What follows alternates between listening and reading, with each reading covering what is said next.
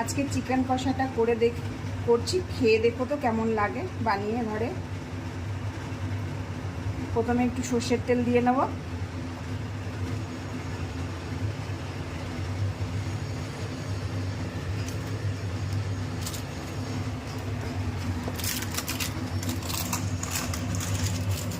হালকা একটু বাটার দিয়ে নেবো এতে।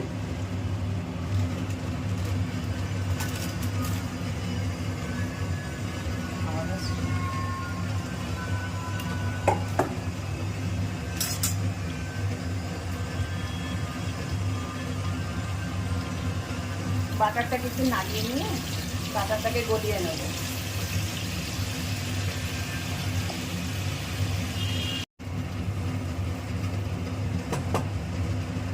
প্রথমে তেল দিয়ে তারপরে একটু বাটার দিলাম। এবার গরম মশলা, গোটা গরম মশলা একটু দিলাম।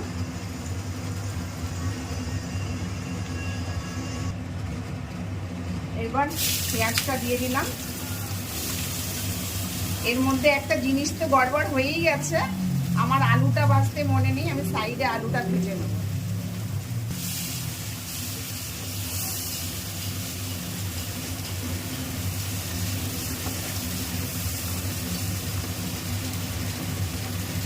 পেঁয়াজটাকে একটু ভালোভাবে ভেজে নেব।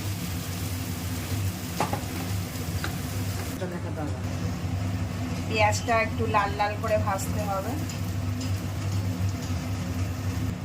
এবার একটু হালকা করে লবণ দিয়ে নেব যাতে পেঁয়াজগুলো একটু তাড়াতাড়ি হয়ে যায় ভাজা।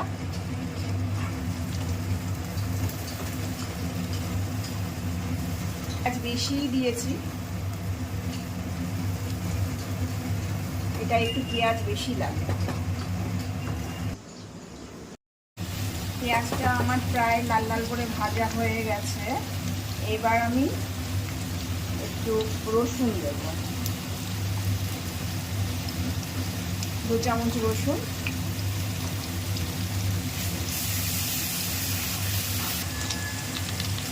এক চামচ আদা বাটা, 1 চামচ একটু বেশি আদা বাটা দিয়ে এবার একটু ভালোভাবে নাড়িয়ে নেব।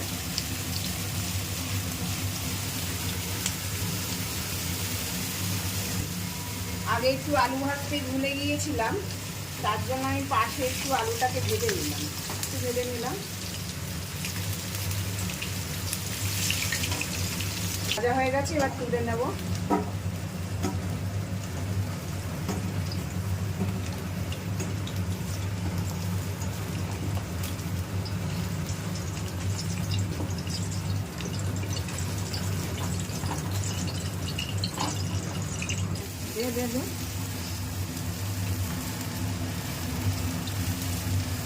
এখানে আমি টমেটো আর কাঁচা লঙ্কা দিয়ে রেখেছি, সেটাকে আমি দিয়ে রাখবো। ভেজে রেখেছিলাম, এটা দিয়ে দিলাম।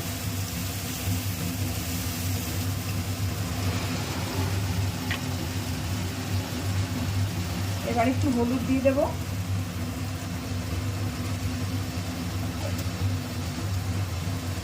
স্বাদ মতো লবণ, একটু কাশ্মীরি লঙ্কার গুঁড়ো দিলাম।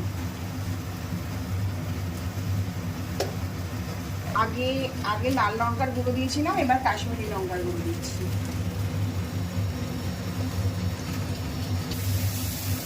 এবার একটুখানি নাড়িয়ে নিলাম ভালোভাবে। একটু জিরের গুঁড়ো দিয়ে দিলাম। যতটা জিরের গুঁড়ো দেবো তার অর্ধেক ধনের গুঁড়ো দেবো।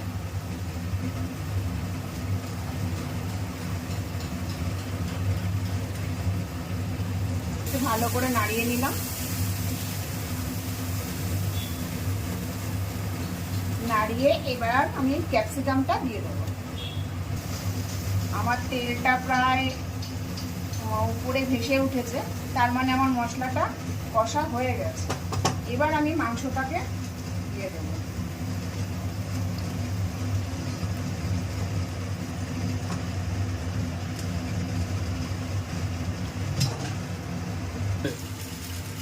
আমি একটু দইটাকে ফেটিয়ে এর মধ্যে দিয়ে দিলাম।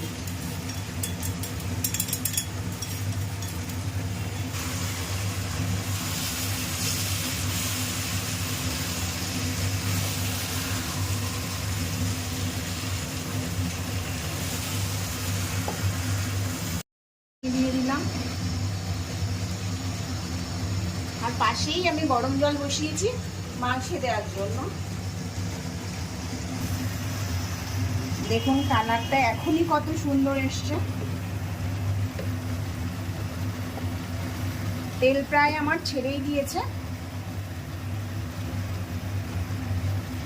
এখানে আমি কাজু বাটা দিয়ে দেবো।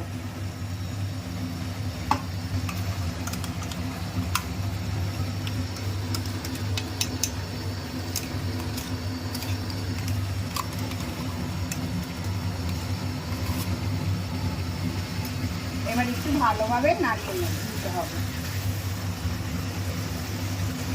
তোমাদের তো আগেই বলেছি লঙ্কার সাথে টমেটো ভালো করে পেস্ট করে নিয়েছিলাম, ওটা আমি আগেই দিয়ে দিয়েছি।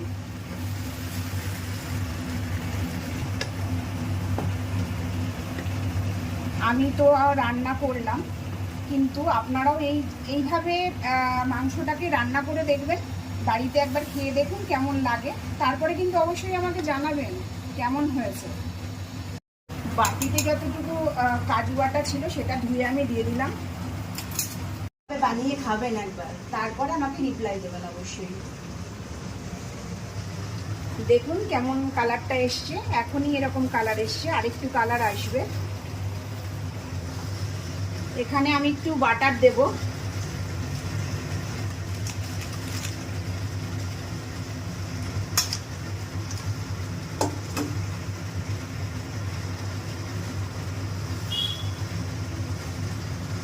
খুব সুন্দর এসছে বন্ধুরা।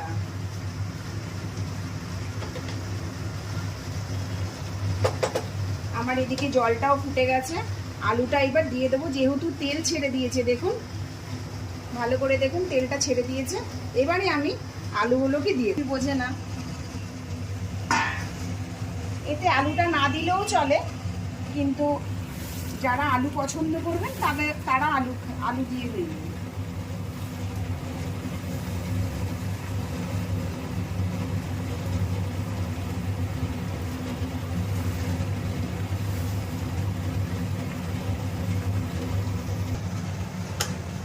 এদিকে আমার জলটা ফুটে গেছে, এই জলটাই আমি এতে দিয়ে দেব।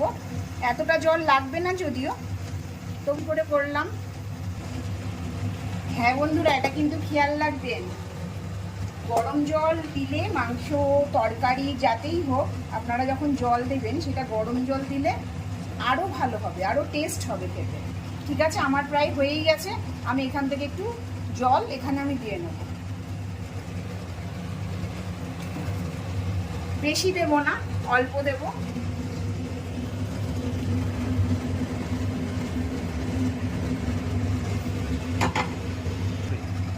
এখানে আমি একটু এই কস্তুরি মেথি একটুখানি অল্প কটা ছড়িয়ে দিব, আর একটু লাগবে, অল্প কটা ছড়িয়ে দেব। ব্যাস, এবার মাংসটাকে কিছুক্ষণ সময় ফুটতে দেব, তার জন্য একটু ঢাকনা দিয়ে রাখলাম। আমার মাংসটাও কিন্তু হয়ে এসছে, ঠিক আছে। এবার একটু হালকা গরম মশলা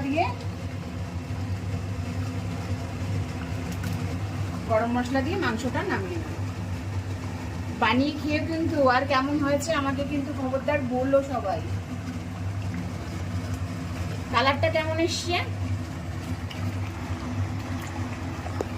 দেখো বন্ধুরা, কালারটা কেমন এসছে, উপর থেকে তেল ছেড়ে দিয়েছে, প্রচণ্ড সুন্দর এসছে। ভিডিওতে অতটা সুন্দর দেখাচ্ছে না, কিন্তু তবুও বলি অনেক সুন্দর এসছে।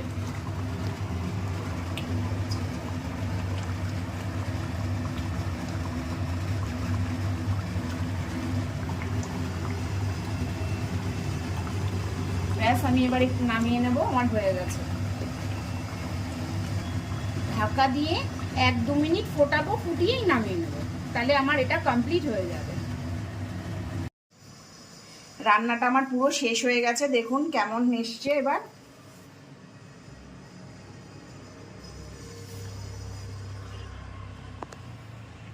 এবার ছেলেকে আমি খেতে দিয়ে দেব, ও খাওয়ার জন্য খুবই বাড়াবাড়ি করছে, এবার ওকে আমি একটু খেতে দিয়ে দেব।